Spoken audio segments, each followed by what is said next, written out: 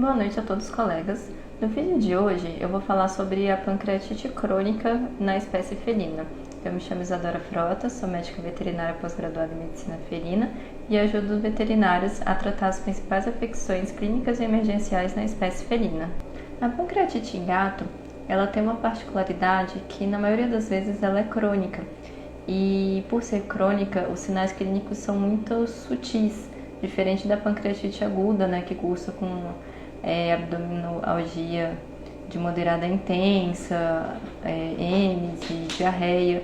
No caso dos gatos, a gente vai ter um quadro muito mais crônico e os sinais clínicos vão ser vômitos esporádicos ou diarreias esporádicas. Então, são sinais clínicos muito sutis e muito semelhantes a outras patologias, né, que a gente já até andou falando.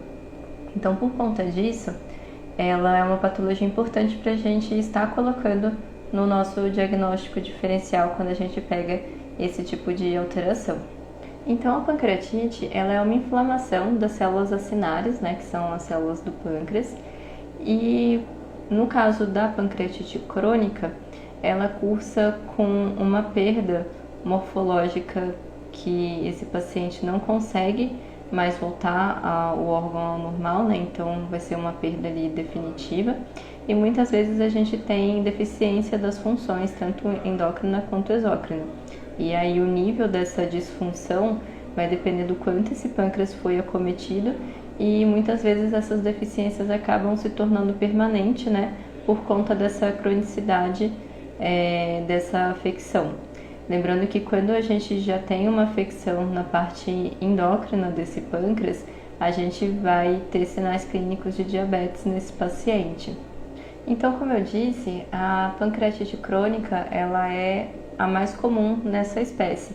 Então, cerca de 2/3 dos nossos pacientes com pancreatites seriam pancreatites crônicas. E os sinais clínicos, como eu já havia dito, são sinais clínicos que podem se assemelhar a diversas outras patologias. Então, a gente vai ter pacientes com letargia, às vezes hiporexia ou anorexia, perda de peso, desidratação, pode ter êmese, tem alguns pacientes, inclusive, que acabam tendo sinal clínico de hematoquesia. Então, são sinais clínicos que não são patognomônicos, né? Então, por isso que a gente precisa estar sempre investigando as causas, né? E como eu disse, colocar a pancreatite crônica aí dentro dos nossos diagnósticos diferenciais. Embora a principal causa de pancreatite crônica em gatos seja idiopática, a gente sabe que tem outras patologias que podem estar relacionadas, como por exemplo PIF, herpes vírus, calicivírus e até mesmo doença intestinal inflamatória. Os sinais clínicos, eles muitas vezes podem ser intermitentes, então não necessariamente esse paciente vai estar apresentando esses sinais clínicos o tempo todo. Lembrando também que da mesma forma que a pancreatite, né, pode ter esses sinais mais brandos, devido a alguma alteração nesse paciente ou alguma outra doença concomitante, essa pancreatite crônica ela pode agudizar e aí nesse caso ela vai manifestar alterações clínicas mais graves, como icterícia, o paciente ter os sinais clínicos mais próximos da pancreatite aguda, cursando, né, com OG abdominal intensa. Então isso pode acontecer e muitas vezes isso também acaba mascarando a causa base, né, que seria a pancreatite crônica. E, inclusive também durante essas agudizações, quando a gente tem esses quadros, né, mais graves, esse paciente pode acabar desenvolvendo a diabetes mellitus ou fazendo hiperglicemia e transitória, tá? Então, por isso que a gente precisa sempre, né, ter cuidado na hora de fazer a nossa avaliação e na hora da gente estar escolhendo quais exames a gente vai estar utilizando para poder fechar o diagnóstico de forma correta. O diagnóstico dessa doença a gente consegue fazer através de ultrassom abdominal e exame de lipase pancreática felina, tá? Tem que ser essa específica. Por quê? A lipase e a amilase que a gente faz nesses exames de rotina, elas não são tão específicas para a espécie, então muitas vezes elas podem dar resultados errôneos, tá? No caso de pancreatite crônica. Então, O ideal é realmente a gente estar dosando essa lipase pancreática felina. A ultrassom, ela tem uma certa sensibilidade para essa alteração, só que a gente precisa lembrar também que o pâncreas do gato é muito pequenininho. Então, se a alteração ainda estiver no início, pode ser que a gente não consiga ver muita alteração ali na topografia de pâncreas. E muitas vezes esse paciente já apresenta. Então, eu na minha rotina, como que eu costumo fazer? Primeiro, né, quando esses pacientes apresentam esses sinais clínicos sugestivos, eu já peço tanto a lipase quanto a ultrassom. Então, se esse paciente apresenta os sinais clínicos sugestivos e mais um resultado positivo em um desses exames, daí eu já faço o tratamento.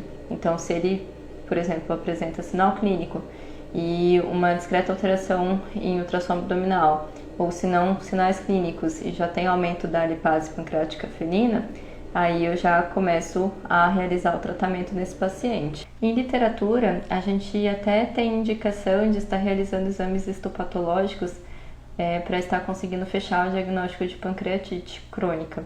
Eu, particularmente, nunca precisei pedir, e inclusive eu tenho um pouco de receio de pedir esse exame, porque a gente sabe que o pâncreas ele é um órgão que ele é extremamente sensível, extremamente reativo, então eu tenho um pouco de receio. Eu só realmente faria um histopatológico se fosse algum caso muito específico, mas no geral eu consigo fechar muito bem o diagnóstico, tanto né, com a clínica e a lipase ou a clínica com ultrassom, mas eu sempre peço esses dois exames e fecha super tranquilo, e isso faz com que eu consiga fazer o tratamento aí de uma forma adequada.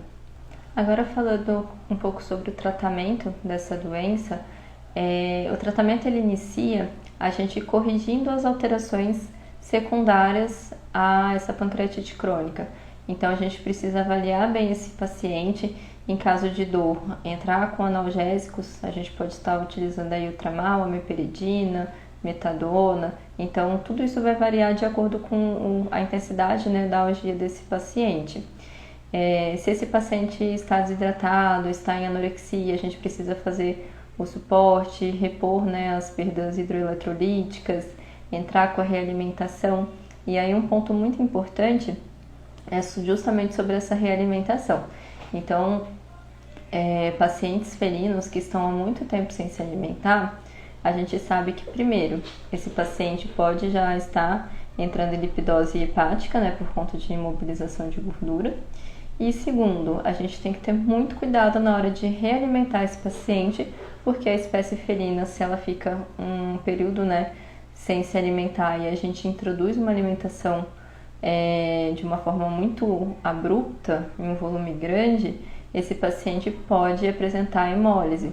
Então, a gente precisa sempre começar apenas com 25% da alimentação, fazer o REB e fazer esse cálculo, e depois ir aumentando aos poucos para a gente evitar esse tipo de alteração. Quando esse paciente está sem se alimentar, muitas vezes a gente vai precisar fazer a utilização das pastas hipercalóricas.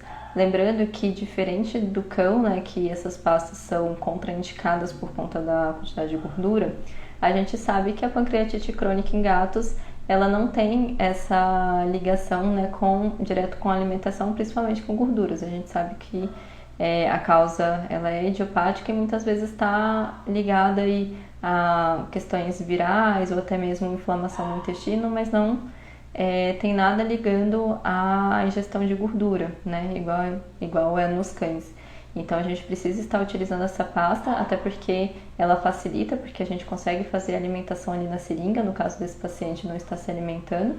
Ou, em alguns casos, a gente precisa já estar passando a sonda esofágica para melhorar o manejo e para que a gente consiga fazer com que esse paciente se recupere mais rápido. Um outro ponto importante é a gente fazer o controle de náusea e vômito, até porque se esse paciente está nauseado, ele não vai querer se alimentar de forma espontânea. Então, nesses casos, a gente indica estar realizando o controle de náusea e vômito com citrato de maropitã. E, em alguns casos, a gente precisa até fazer associação de antieméticos, principalmente quando esse paciente está em um quadro agudizado, com vômitos muito importantes.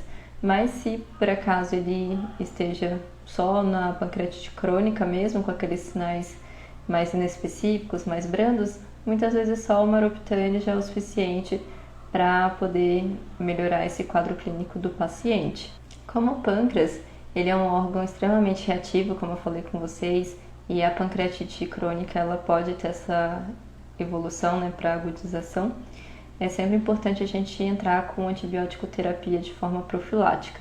Então, eu sempre associo o metronidazol na dose de 7,5 mg por quilo BID a algum outro antibiótico de amplo espectro. Normalmente, o que eu gosto de entrar é a ampicilina, na dose de 22 mg por quilo TID, mas vocês também podem estar associando com outros antibióticos. A intervenção cirúrgica, ela só vai ser indicada quando a gente tem obstrução nas vias biliares, principalmente quando essa obstrução pode estar gerando algum tipo de abscesso. Aí, no caso, o abscesso, né, tem que ser drenado e as vias biliares devem ser desobstruídas, mas fora isso não tem indicação de cirurgia. No caso desse paciente estar apresentando hiperglicemia ou até mesmo ter desenvolvido diabetes mellitus, é importante a gente entrar com tratamento com insulina. A que eu costumo utilizar é a glargina, e aí a gente pode estar utilizando ela na dose de 0,25 unidades internacionais por quilo, BID, até 360 mais ou menos de glicemia.